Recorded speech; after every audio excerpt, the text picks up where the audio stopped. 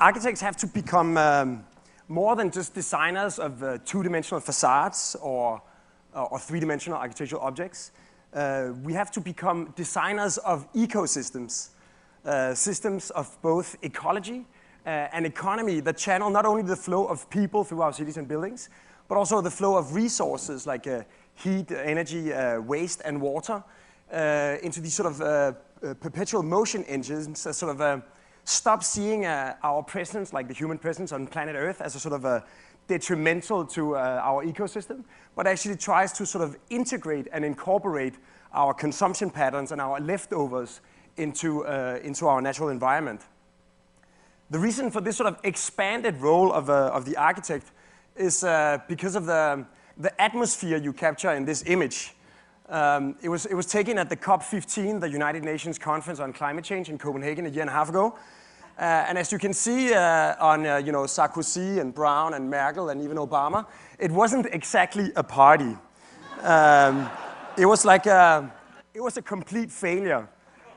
Essentially, none of the goals that had been established for the meeting were met, and the general sort of discussion about sustainability was sort of drowning in this sort of general misconception that sustainability is a question of how much of our existing quality of life are we prepared to sacrifice in order to afford becoming sustainable.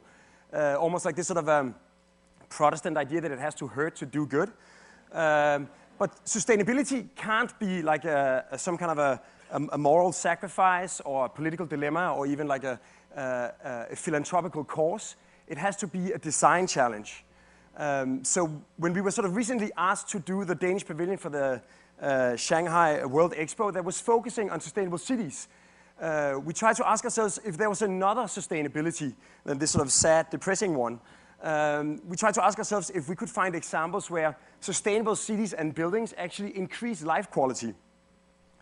So we decided to make the pavilion as a sort of condensation of how Danish cities, through their sustainable designs, actually increase life quality.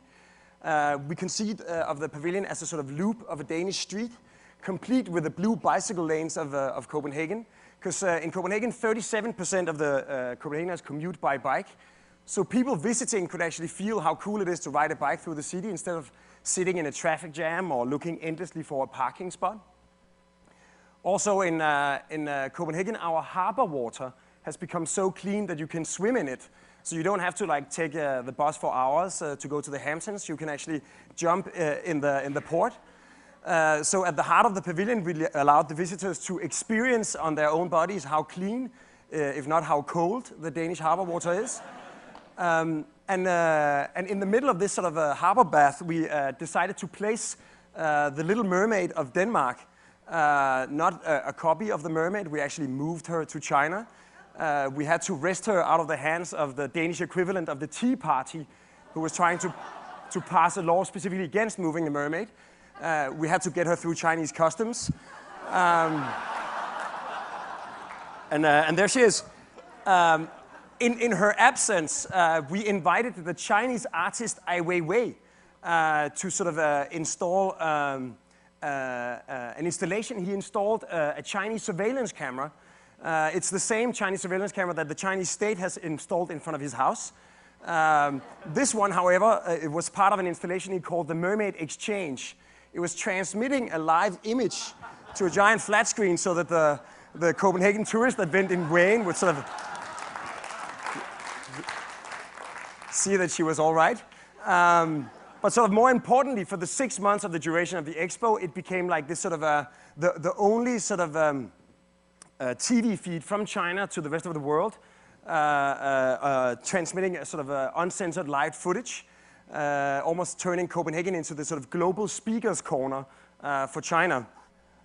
Sadly, Ai Weiwei has now been sort of silenced. Like this sort of critical voice of China has actually been captured by the government and has been missing for the last 6 weeks. But sort of back in the pavilion, you can say, like, to sum it up, what we wanted to try to do was to show how essentially sustainable life can be more fun than normal life. And as a sort of litmus test, this is the first image we published of the Danish pavilion. If you sort of notice the red rectangle. This is the first image, or one of the first images, published of Iron Man 2, showing Tony Stark's Mad Science Expo. And if you sort of compare the two rectangles, this is Hollywood and this is Shanghai. So first we thought, like, this is big business. It's America, the land of litigation. We should sue them and get rich. But then we thought sort of, Coco Chanel said that copying is the highest form of compliment.